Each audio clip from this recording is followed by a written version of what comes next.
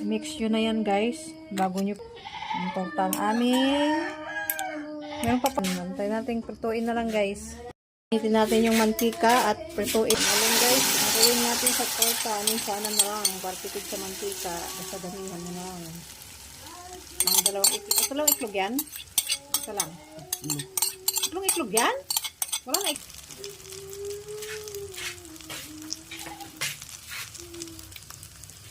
Yummy!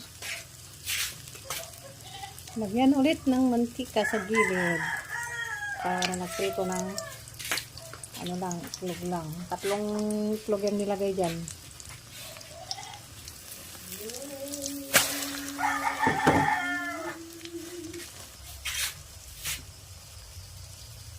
Ulams for today, ang tortang talong.